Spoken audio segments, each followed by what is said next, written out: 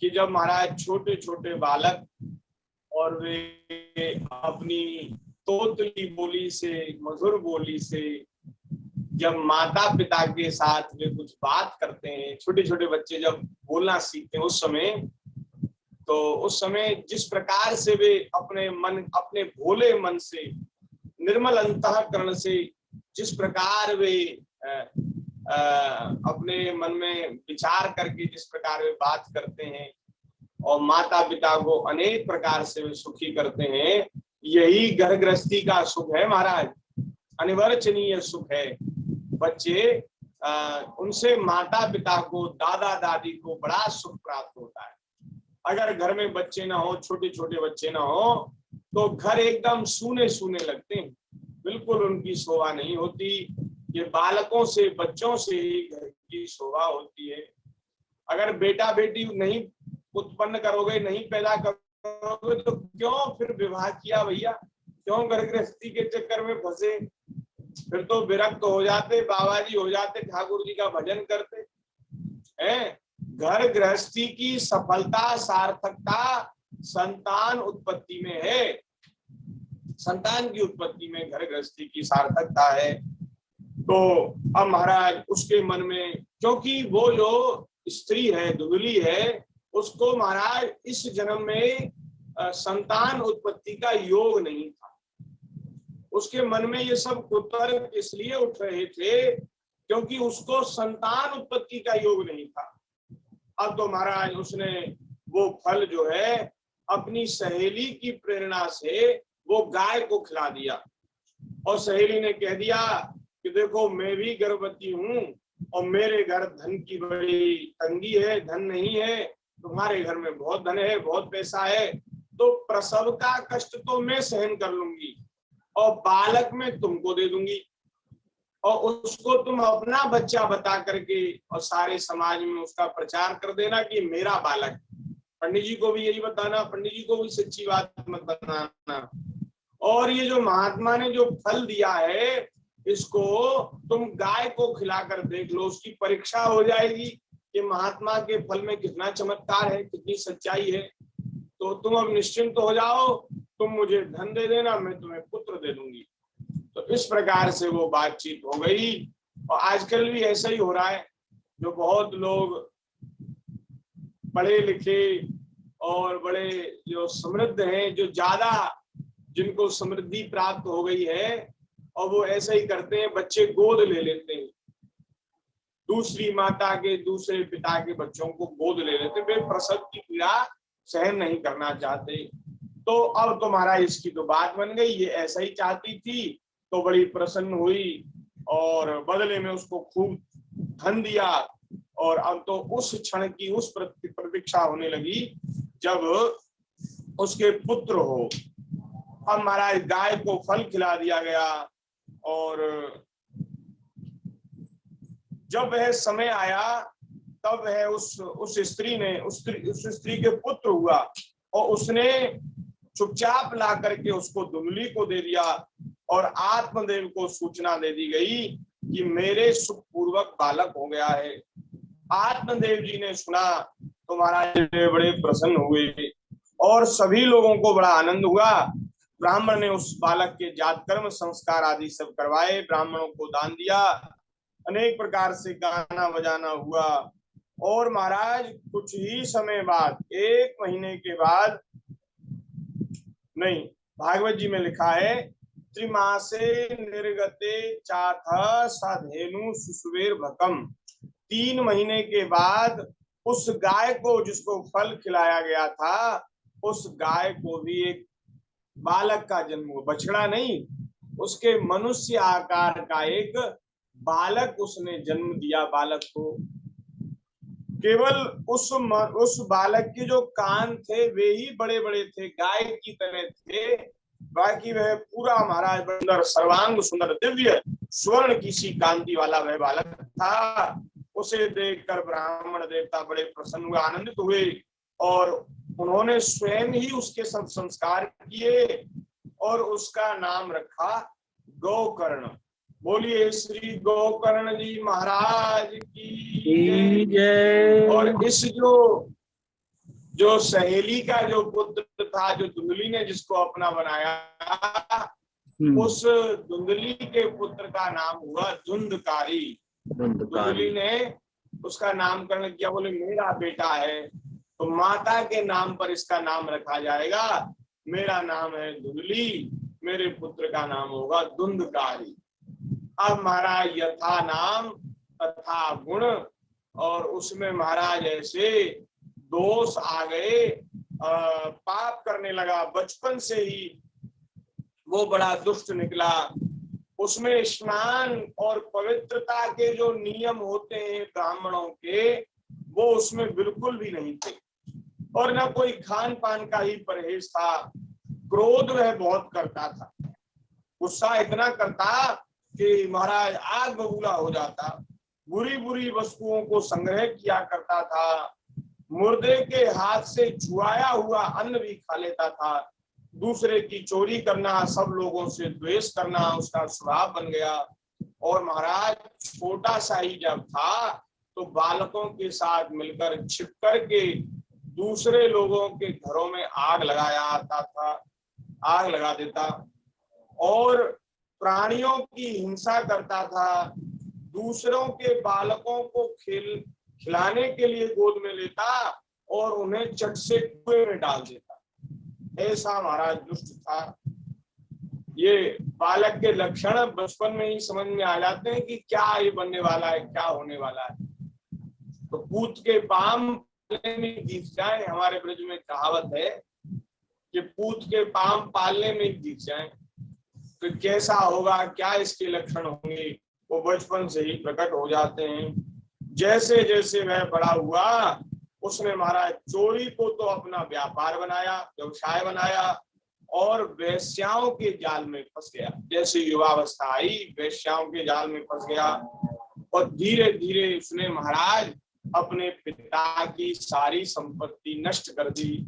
घर से सब, इकलौता लड़का था तो माता तो उसको बड़ा महाराज उससे स्नेह करती थी, कभी उसको डांटती पीटती नहीं थी।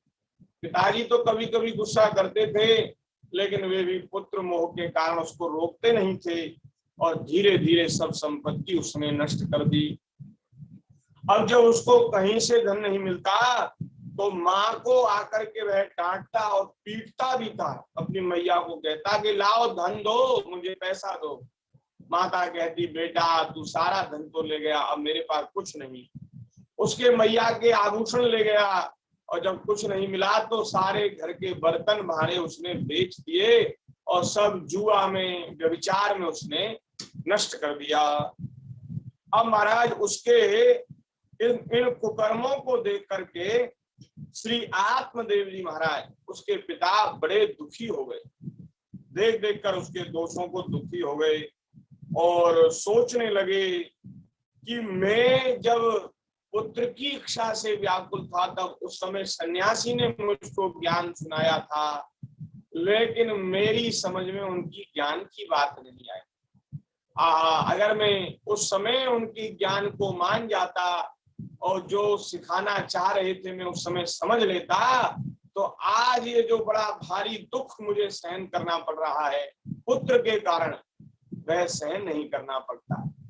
लेकिन अब क्या हो सकता है, अब तो मुझे इस दुख के कारण अवश्य ही प्राण छोड़ने पड़ेंगे, और किसी प्रकार से बात नहीं बनेगी, मेरा गुजारा नहीं होगा। महाराज रोने लग गए आत्मदेव, और वे सोचने लगे अब मैं आत्महत्या कर लूंगा। उसी समय परम ज्ञानी गोकर्ण जी वहां आए, और गोकर्ण जी महाराज तो महान महात्मा थे, संत थे, और बचपन से उनमें साधुओं के लक्षण प्रकट हो गए, और वो महात्मा के प्रसाद से उनका जन्म हुआ था, इसलिए महाराज वो दिव्य थे। वो बड़े ज्ञान और भक्ति से संपन्न थे।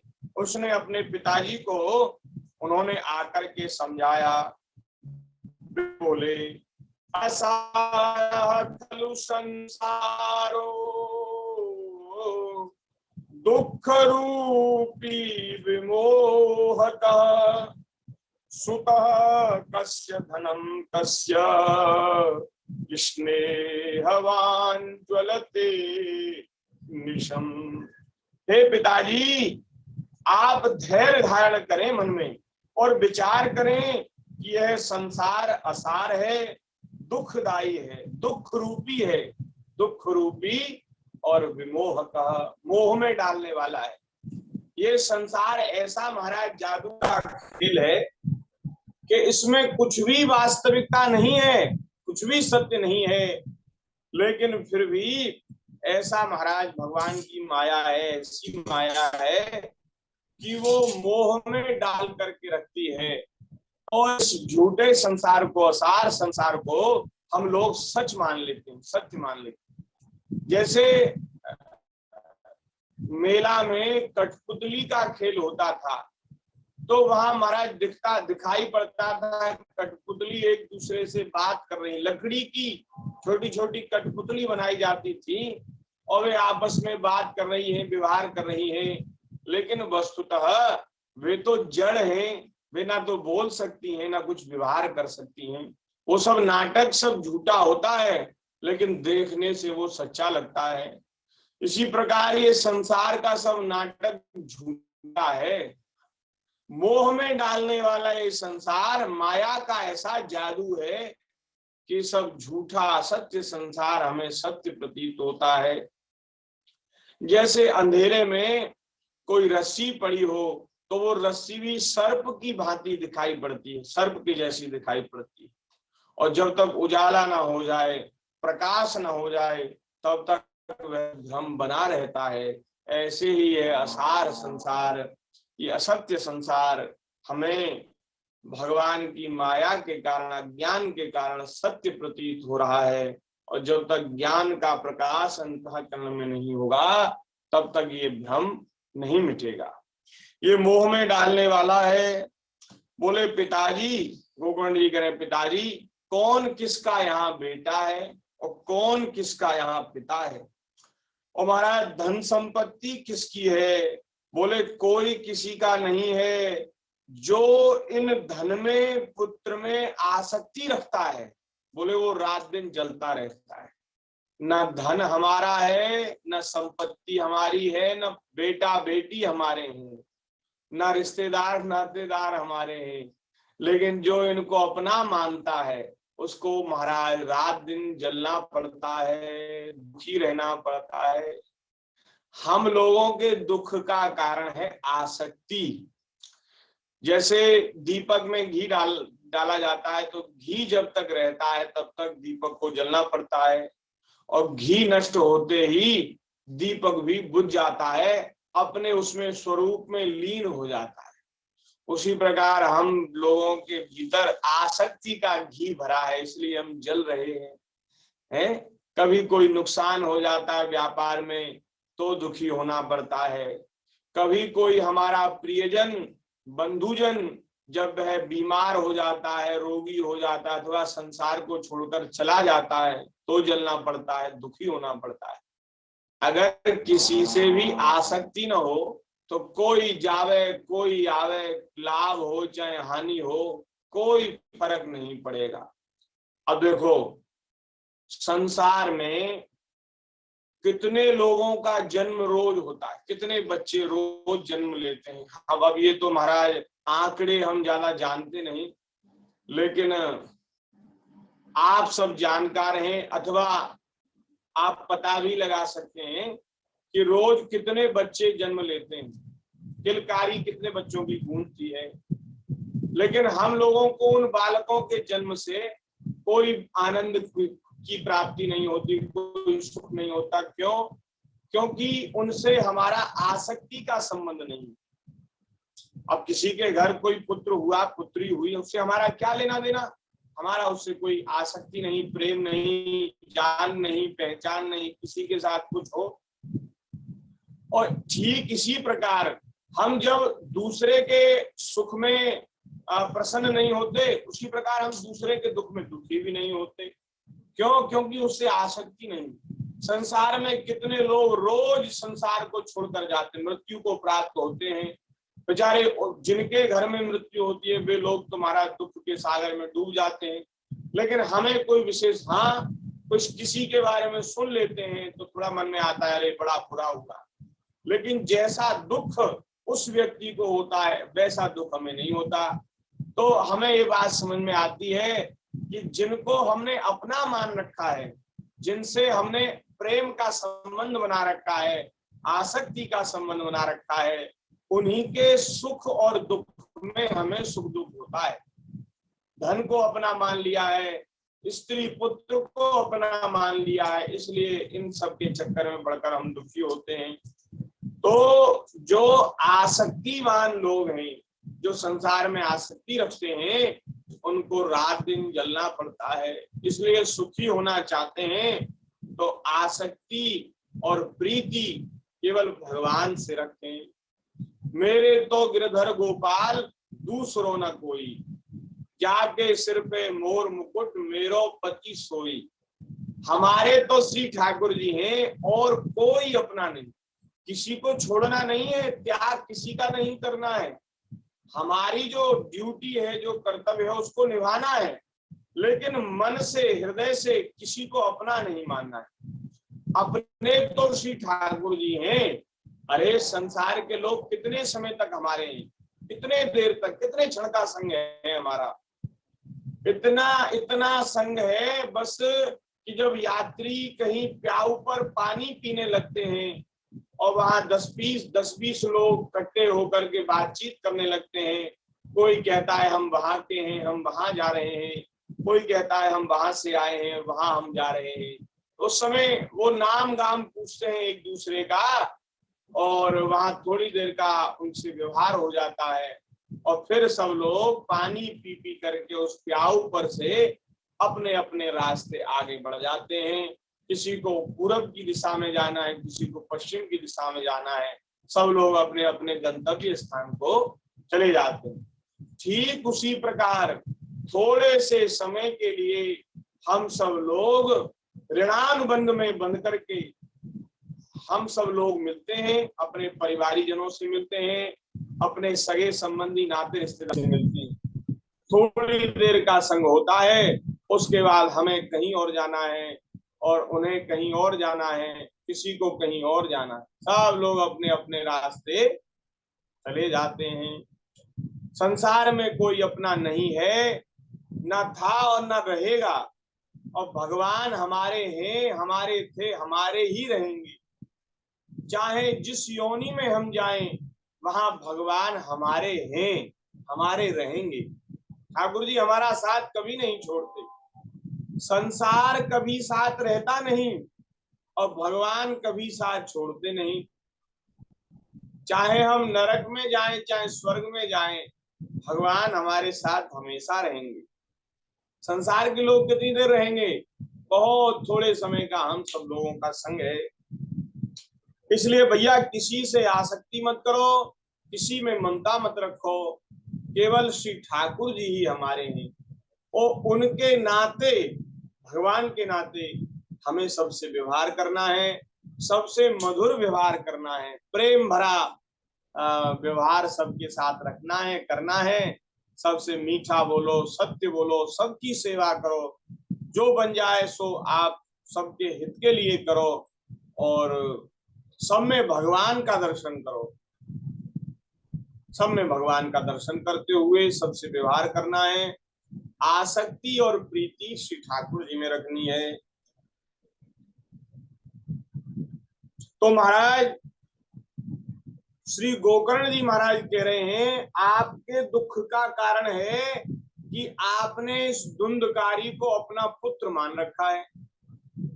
अरे आपने इसको पुत्र माना इसलिए तो दुखी हैं, नहीं तो आपके घर में क्या बचा है? धन संपत्ति तो सब नष्ट कर दी। अब आप इसका त्याग इसीलिए नहीं कर पा रहे क्योंकि इसको पुत्र मानते हैं। अरे इसको छोड़िए और इसकी ममता का त्याग कर दीजिए कि मेरा पुत्र है और वन में चले जाइए, इसको छोड़ दीजिए। जंगल में जाकर के एकांत में वहां संत महात्माओं का संग करते हुए भगवान का भजन करिए, स्मरण करिए। क्या चिंता है, क्या दुख है बताओ? अगर संसार के लोग दुखी करें तो इन संसार के लोगों का त्याग कर दो। भैया हमारी तुमसे बनती नहीं, तुम्हारी हमसे नहीं बनती, बोले हम जय सिया राम, हम कहीं तीर्थ में रह करके अपना निर्वाह कर लेंगे। क्योंकि भगवान हमारा, हमने तो इनको अपना माना ही नहीं। अपना मान लेते हैं तो उनके बंधन में बंध जाते हैं, उनको चाह कर भी नहीं छोड़ सकते, चाहे वो सुख दें चाहे दुख दें, उनको छोड़ना बड़ा कठिन है। लेकिन जिनको हमने अपना माना नहीं, उनको भैया जय सिया राम कर दो, और कहीं संतों की मंडली में रहो, भगवान का भजन करो, तीर्थों में रहो, वृंदावन चले जाओ, काशी चले जाओ, चित्रकूट चले जाओ, अयोध्या चले जाओ। हैं, अरे भगवान ने सारा संसार बनाया, सृष्टि बनाई, भगवान ही हमारा पालन कर रहे हैं। चाहे आप कहीं भी रहिए, भगवान हमारे साथ हैं, और हमारे भोजन की और हमारे वस्त्र की, आवास की व्यवस्था सब ठाकुर जी ने कर रखी है। भगवान का भरोसा करके आप कहीं भी चले जाइए, आपको कहीं भी कोई कष्ट नहीं होगा, परेशानी नहीं होगी। तो कहा महाराज आप भगवान का भजन करिए, अज्ञान छोड़ दीजिए, क्योंकि अज्ञान जो है वो नरक की प्राप्ति कराने वाला है। यह शरीर तो नष्ट होगा ही, इसलिए शरीर के प्रति भी आसक्ति छोड़ दीजिए। मन में ऐसा आता है ना कि अरे अब वहां चले जाएंगे, तीर्थ में चले जाएंगे तो कौन हमारी सेवा करेगा, कौन सुनेगा। तो भैया शरीर तो एक ना एक दिन नष्ट होगा ही, कितना भी आप सार संहार कर लो इस शरीर की, खूब दवाई खिला लो, खूब सेवा कर लो इसकी, और खूब बढ़िया से बढ़िया व्यवस्था में, सुविधा में इसको रख दो, तो भी इसका जो स्वभाव है वो नष्ट होने का है। ये नाशवान शरीर है, एक ना एक दिन आपके खूब देखभाल करते हुए भी आपका संग छोड़ देगा, नष्ट हो जाएगा। तो इसलिए जब नष्ट होने वाला ही है और कभी स्थिर होगा ही नहीं, तो इसके लिए क्या चिंता करनी। अरे तीर्थ में जाकर रहेंगे, भगवान के भरोसे रहेंगे, तुम्हारा ठाकुर जी की कृपा से कल्याण, तीर्थ में मृत्यु से भी कल्याण हो जाता है। वृंदावन में आपका शरीर छूट जाए, काशी में आपका शरीर छूट जाए, अयोध्या में आपका शरीर छूट जाए, तो भगवान की ये पुरिया, ये धाम महाराज, इनका संग पाकर, इनका संपर्क पाकर के मुक्ति मिल जाती है। ऐसा ही मन में विचार कर लो कि कुछ नहीं मिलेगा तो मर तो जाएंगे, गंगा जी के आश्रय में, यमुना जी के आश्रय में मरेंगे, और मरेंगे तो भगवान के धाम जाएंगे। तो शरीर की चिंता छोड़ करके और महाराज आप वन में चले जाइए, क्योंकि संसार में सुख ना तो इंद्र को है न चक्रवर्ती राजा को है। बड़े से बड़े धनी मानी व्यक्ति भी सुखी नहीं है। यहाँ सुख किसको है? बोले जो विरक्त है, जिन्होंने विषयों से वैराग्य ले लिया है, और जो एकांत जीवी है, एकांत में रहने का जिन्होंने नियम ले रखा है, वे महात्मा ही सुखी हैं। अब तो महाराज गोकर्ण जी के वन सुनकर आत्मदेव बड़े आनंदित हो गए। उनका जो मोह के कारण उनके हृदय में जो दुख था वो नष्ट हो गया, और उन्होंने हाथ जोड़ लिए गोकर्ण जी के सामने और कहा, बेटा तू बड़ा ज्ञानी है, तू बड़ा भगवान का भक्त है, तूने मेरी आंख खोल दी। अब तू मुझे बता कि वन में रहकर मुझे क्या करना चाहिए। मैं बड़ा मूर्ख हूं, मैंने वेद शास्त्र तो पढ़े, लेकिन अपने कल्याण के विषय में मैंने कभी कोई विचार नहीं किया, चिंतन नहीं किया। अब तू मुझे बता, वन में रहकर मुझे किस रहनी से रहना चाहिए। तो ये गोकर्ण जी ने महाराज 2 श्लोकों में बड़ी सुंदर रहनी बताई है। आहा, क्या कहना, इतना महाराज सार गर्भित इनका उपदेश है, इसको जीवन में उतार ले कोई तो उसका कल्याण हो जाए। गोकर्ण जी ने कहा, देहे स्थिमांस रुधिरे विमतिम त्यजत्वम जाया सुतादिषु सदा ममतां विमुञ्च पश्यानिशं जगदिदं क्षणभङ्गुनिष्ठम् वैराग्य राग रसिको भव भक्तिनिष्ठः। हे पिताजी, सबसे पहले तो आप शरीर में आसक्ति का त्याग कर दीजिए। हमारी जो आसक्ति है वो 2 जगह अटकी पड़ी है।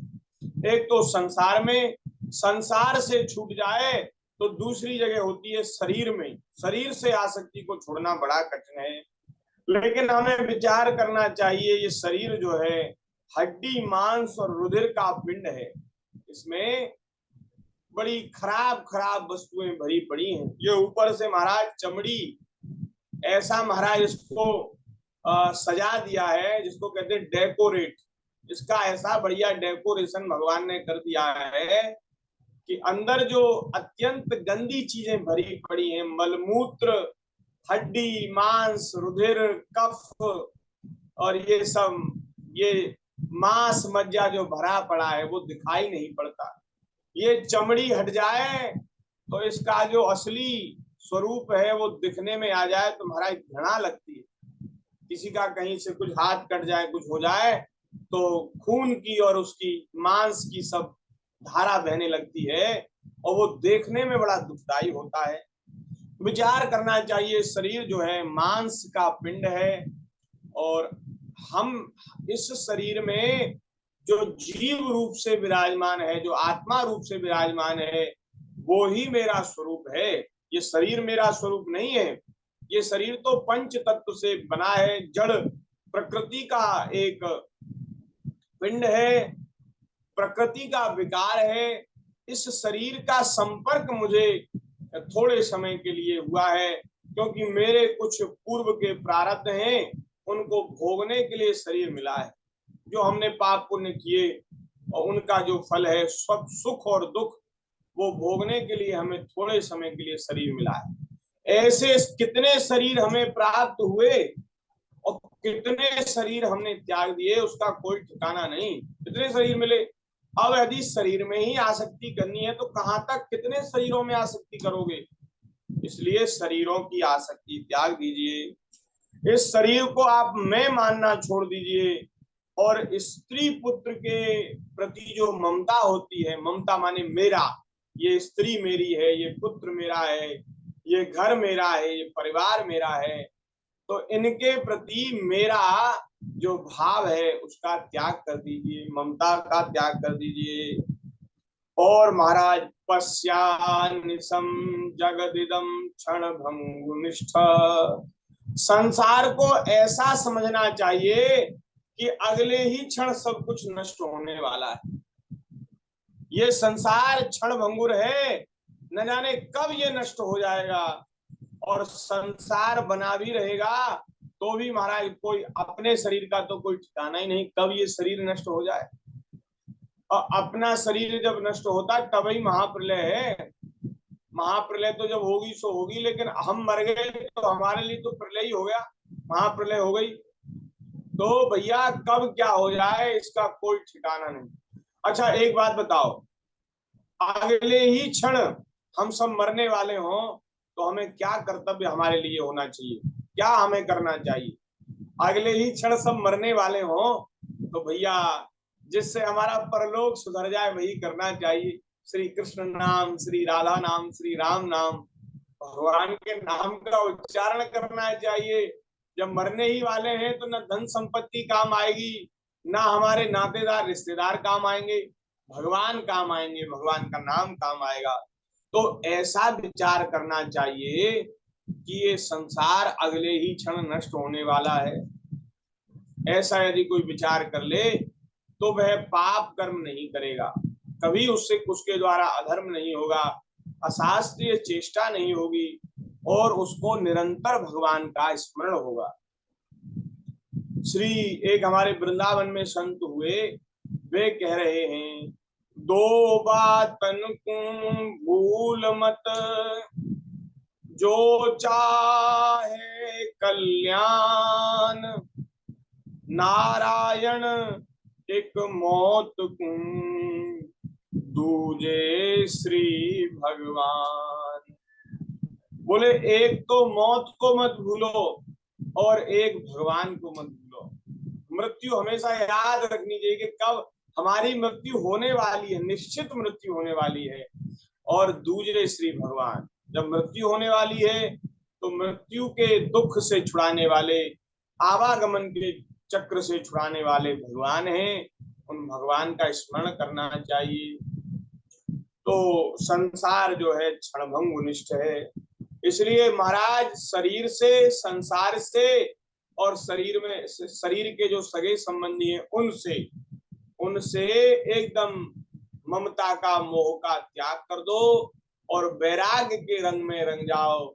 और जब एक बार अंतःकरण में वैराग्य का रंग चढ़ जाए तो बोले संसार में कहीं भी विचरण करो। वैराग्य राग रसिको भव भक्ति निष्ठा। वैराग्य के रसिक बन जाओ और भगवान की भक्ति करो। और एक और श्लोक, 2 श्लोकों में कहा, बोले महाराज फिर वैराग्यवान होकर भक्ति में लगे रहकर फिर क्या करना चाहिए? धर्मं भजस्व सततम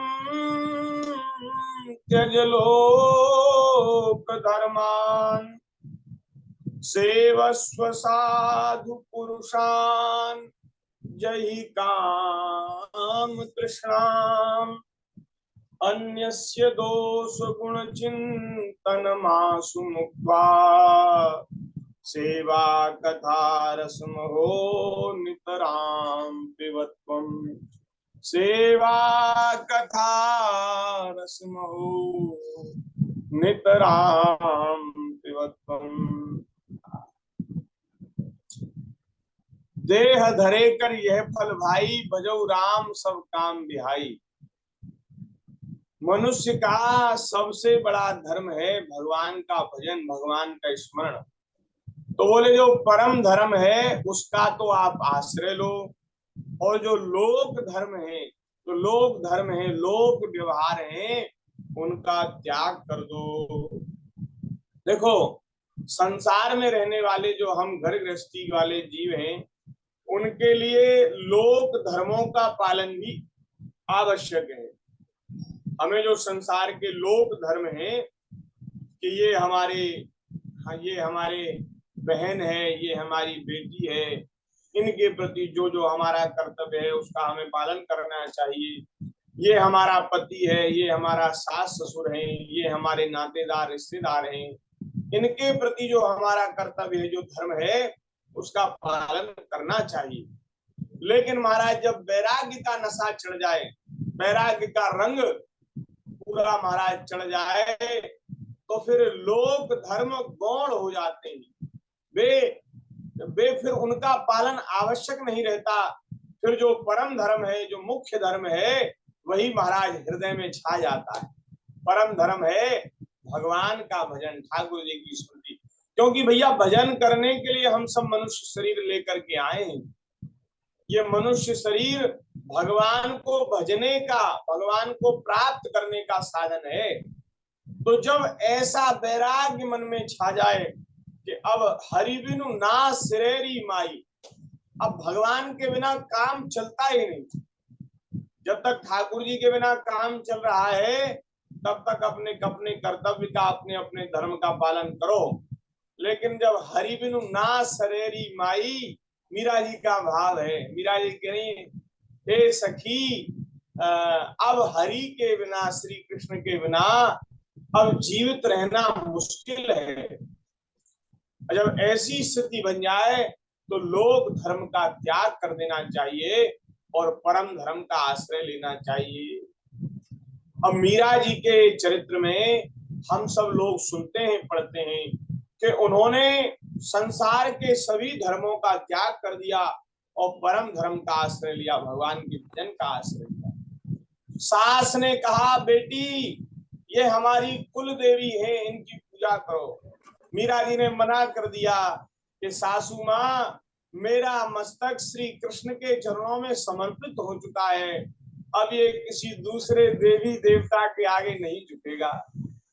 अरे देवी देवता की पूजा निषेध नहीं है, लेकिन महाराज मीरा जी के हृदय में जो भक्ति है, अति भक्ति है, उसमें महाराज निरंतर हरि स्मरण के सिवाय और कुछ नहीं, भगवान का निरंतर स्मरण करती हैं।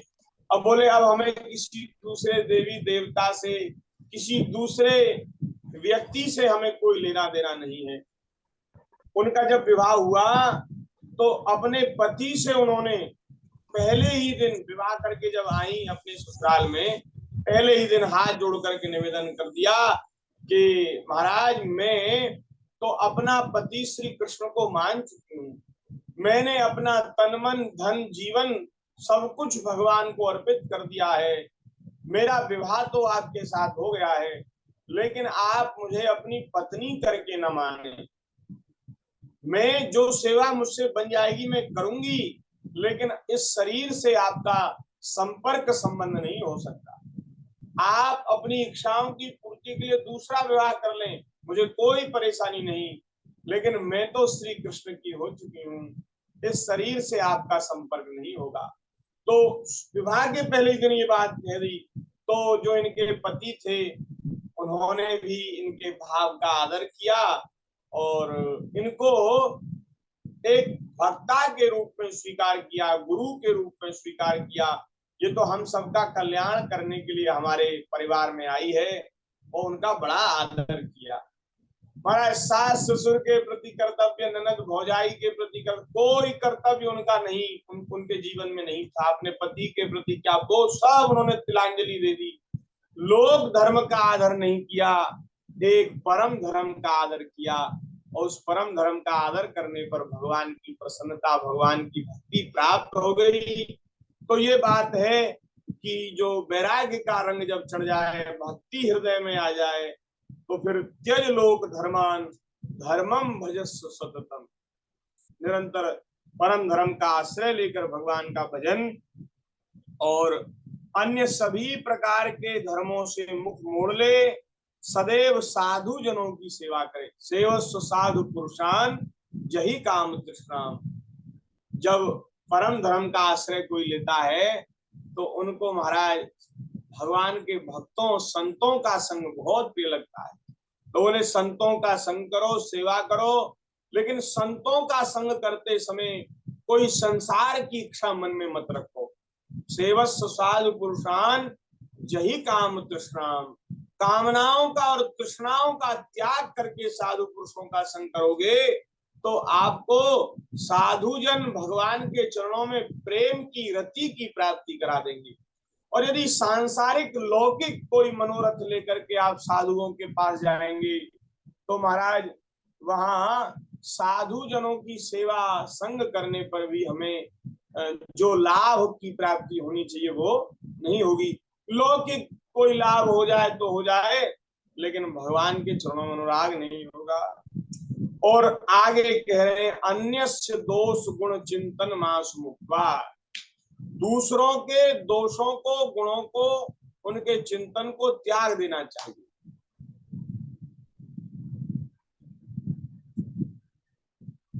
एक मिनट बाकी है, दोबारा प्रभु जी आना है। हाँ, थोड़ी देर के लिए आमे तो हम ये जो चल रहा है उसको पूरा कर दें। सभी लोगों से निवेदन है दोबारा आ जाए लॉगिन करके, क्योंकि दोबारा से हम जब दोबारा से अगर शुरू करेंगे, अगर कोई बात बीच में रह गई तो पूरी बात कहनी पड़ती है। इसलिए ये जो प्रवाह चल रहा है इसको पूर्ण कर दें, फिर आगे नए प्रसंग पर हम चर्चा को